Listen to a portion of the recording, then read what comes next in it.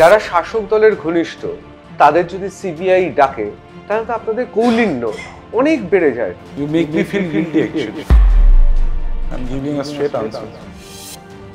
আরজি করের এই ঘটনা বা সিস্টেমের বিরুদ্ধে নির্যাতিতা দাঁড়িয়েছিলেন বলে তাকে অত্যন্ত ঠান্ডা মাথায় সুপরিকল্পিতভাবে তাকে খুন করে রেপ করে বা ধর্ষণ করে খুন করা হয়েছে। তাতে কি কোনোভাবে আপনি ছিলেন? এখানে আই হ্যাভ টু সে, আমার এক দাদা আছে অভিজ্ঞ, তার নাম নিয়ে বারবার উল্টো পাল্টা কথা বলে দিয়েছে। Who has given them the right? এই রাইটটা কে দিয়েছে?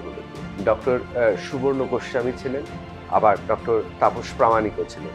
তারা সুনির্দিষ্টভাবে অভিযোগ করেছিলেন যে ডক্টর সন্দীপ ঘোষ তিনি রীতিমতো একটা কাতিল বা গ্যাং যাই বলুন না কেন সেটা চালাতেন। অস্বীকার করার তো কোনো জায়গা নেই, আপনার নাম উঠে এসেছিল। ডক্টর সন্দীপ ঘোষের কি সত্যি আপনি খুব ঘনিষ্ঠ ছিলেন? তারা এত কিছু জানেন, তারা হয়তো ঘনিষ্ঠ ছিলেন। তাহলে আপনি বলছেন জুনিয়র ডক্টরদের যে ধর্ণা মঞ্চ সেখানে ধমকে সবাইকে নিয়ে যাওয়া হচ্ছে? কিভাবে ধমকে স্টুডেন্টদের নিয়ে যাওয়া হতো, কিভাবে ছাত্র ফ্যাকাল্টিদের ধমকানো হতো, অপমান করা হতো, সব প্রমাণ আছে। সত্যি কি মেডিকেল কলেজে, বিভিন্ন মেডিকেল কলেজে এই পশ্চিম বাংলায় থ্রেট কালচারটা আছে? For the likes of dash dash some Mahato, some Haldar, whosoever it is, আমি অত নাম নিতে চাই না, ডাক্তারবাবু ওনারা, তারা কিন্তু এগুলো করতে পেরেছে।